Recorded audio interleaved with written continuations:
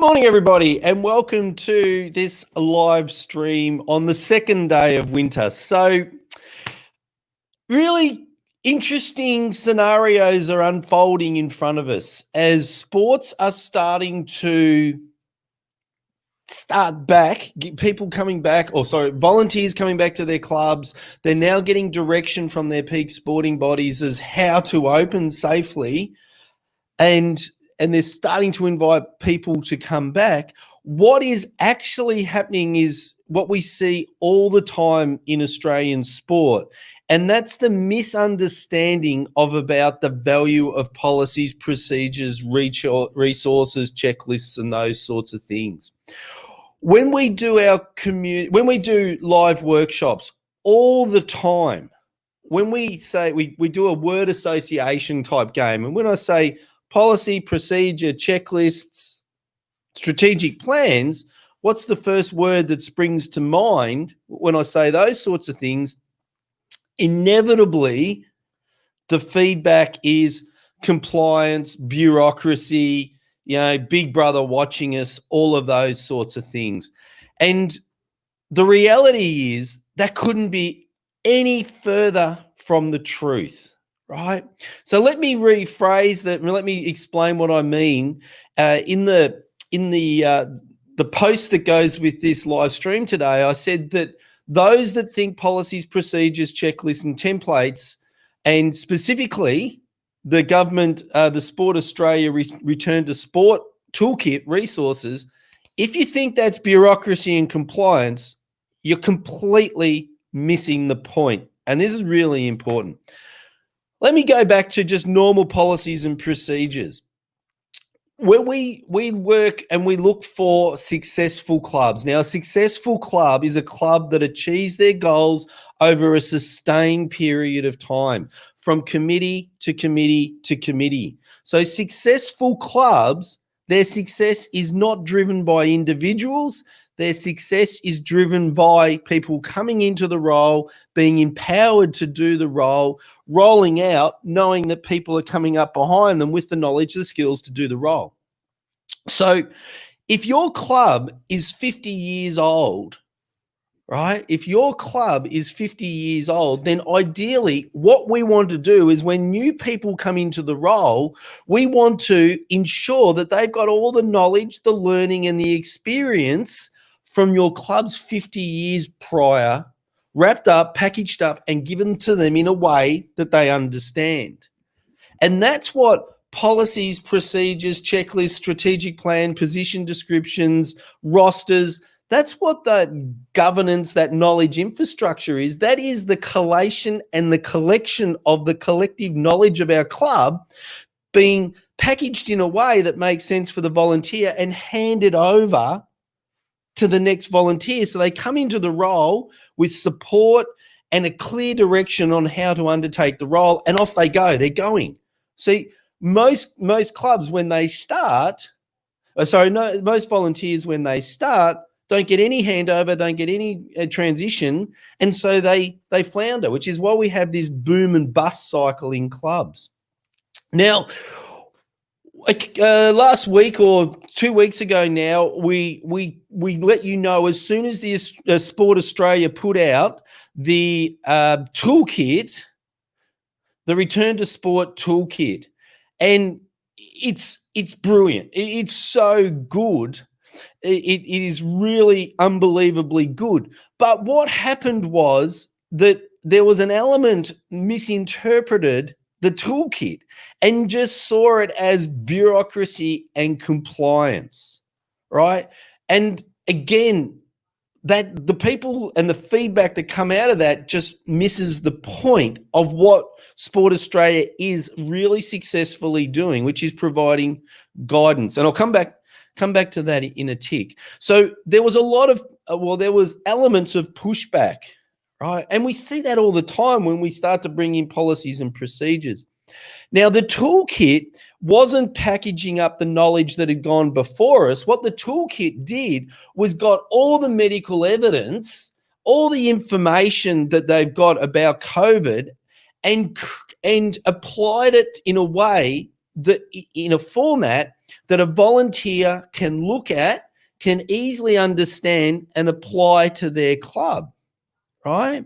And so the problem with doing a toolkit that is for the 70, 80, 100 different sports, whether it's motorsport, ball sports, indoor sports, outdoor sports, aquatic sports, equestrian sports, and the list goes on. When you try and create a generic resource, it has to be open for interpretation.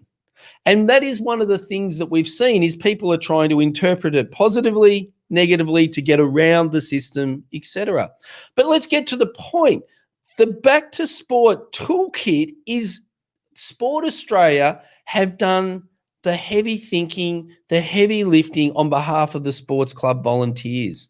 So I was not surprised over the last couple of days when I saw there was an open letter written by Rob Dalton, the acting CEO of Sport Australia, just clarifying and really refuting some of the what he calls the myths that came out about the return to sport checklist. Now, we've been lucky enough at Sport Australia to be part of the Karting Australia journey, not directly contributing, but looking at just the immense amount of work that the CEO and the Chief Operating Officer are doing to create these resources or these type of resources for their club. And the toolkit collates all of that thinking, that huge thinking, in a way that volunteers can do it. And so Rob Dalton, the acting CEO of Sport Australia, was forced to refute a lot of the myths, as he called them. First up, let's bust some myths about the Return to Sport toolkit. Let me assure you, grandparents are not banned from watching grandkids play their sport. Now, let's be brutally honest. Grandparents are in the over 70s bracket normally, so they're high risk group. So yes, there's got to be some clearly defined guidelines by how people can watch in a way that potentially in those scenarios where it's not safe, they can't watch, right? Let's not push back on that. Let's appreciate and accept that that's a fact, because the thing that we do not want in Australian sport is we do not want the words sports club cluster, right? Sports club COVID cluster, right? And think about the dynamics of our sports club. We come together, we hug, we high five, we're close, we have huddles, we team meetings, we go to the bars. We say we are, unless our behavior is completely modified, we are that sort of environment that is conducive to creating a COVID cluster. So the toolkit shows us how to create that safely. And yes, there'll be scenarios that is not currently safe at the moment, and there'll be scenarios that are, right? Let's not try and get around that. So, and so the toolkit, this is what it's for. And I love this angle that Rob says, because this is how we work every single day. Rob says in his open letter to Australian sport, our intention is not to burden millions of sporting volunteers with rules and red tape. Indeed, this toolkit is designed to give them a helping hand and peace of mind for a safe and unsuccessful return to sport at all levels. That's the purpose, right? But this is the reality. Put yourself in the scenario that your local junior netball, football, motorsport, equestrian, aquatics, doesn't matter what the sport is, the local competition has been given consent by the state government to resume. Children, families and communities flock back to congested local venues en masse to cheer on the kids and celebrate. Right? That's what the community wants to do. Right? Now think about it from the sports official at that club. The bulk of them are volunteers. You know, in their day job, they're truck drivers and brain surgeons and accountants and stay-at-home parents and teachers, and they're not medical experts, right? They volunteer their time to help their community, right? The bulk of them volunteers who are trying to manage everything from competition schedules, venue preparation, match officials, operational procedures. Then add the complexity of the pandemic where they need considered crowd control, numbers of restrictions, who can play, how can they play, can they tackle, can they not tackle, can they interact, can they not interact. As we contemplate the return to community sport, the two key priorities, the first is supporting our sporting administrators, and the second is winning back participants. It has to be in that order, because to open the doors, we need the administrators first, and we need to be able to support them. So the toolkit is fantastic for supporting administrators. Now, if you're the bulk of many sports are converting this into sport-specific toolkits, but it's forming the basis of those toolkits as well. So that's the point. Sport has the largest volunteer base in the country, right?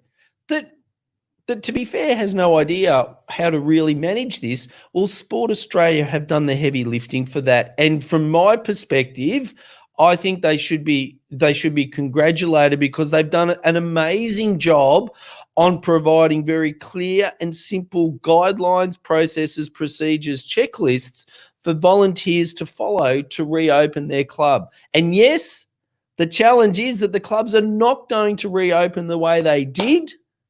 That's a fact, all right? That's not Sport Australia's problem. That's a fact, and they're trying to help the volunteers deal with it. So from my perspective, and look, we've not always been overly complimentary of the Sports Commission over the years, because we thought they focused a little bit too much on elite sport and absolutely not enough on community sport. But in the COVID period and in recent years, they have been absolutely outstanding, and they're providing support and resources for community sports club volunteers around the country and administrators. So if I just click onto the Return to Sport website, if you just, the Sport Australia website, if you just Google Return to Sport, Sport Australia, then it'll take you to the Return to Sport page, which has got heaps of ideas, heaps of checklists, simplified checklists, the position descriptions and the role of the safety coordinator, the COVID safety plan that allows us to organise our facility and the way people come in, participate and leave in a way that's safe, socially distances.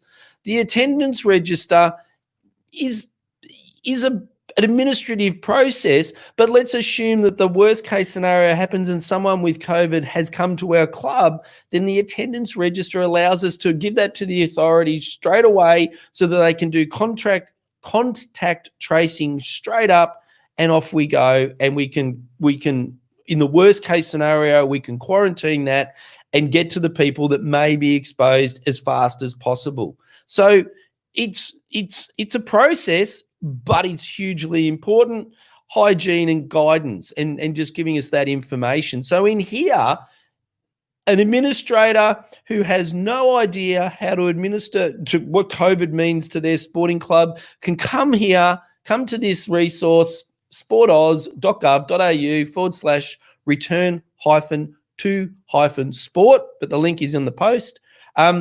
And they can get that step-by-step support, so they don't feel like they're alone. They can feel like that they've got someone supporting them that's completely knowledgeable about it. So to Sport Australia, I really commend you on the work that you're doing to help community sports clubs, and to peak bodies to help community sports clubs. And I'll just throw it out there. If you think about policies and procedures as compliance and bureaucracy, then you're completely missing the value and the power of policies and procedures and what they can do to make it as easy as possible for you to volunteer at your club. So my apologies. It was a bit of a rant today, but I was a bit annoyed to see that the Sport Australia got a whack when they really didn't deserve it. So there's my less than subtle response, not on their behalf, but just my opinion. But use their resources and stay safe, and let's make sure that we don't turn one of our clubs into a COVID club. Make sure we just come back safely and enjoy the sport in the way we're able to, and step by step, we'll get back to what is our new normal. So I'm Steve Pallas, and where are we up to? We're Tuesday. So this week we've got the CEO on Thursday, the CEO of TeamApp, coming in and talking to us a little bit about how TeamApp is being used to bring engage the communities, organize people in a way that allows them to come back, managing the numbers. We've obviously got then eSport Friday and lots of guests for next week. So until tomorrow, I'm Steve Pallas. Thank you for being part of our sports community.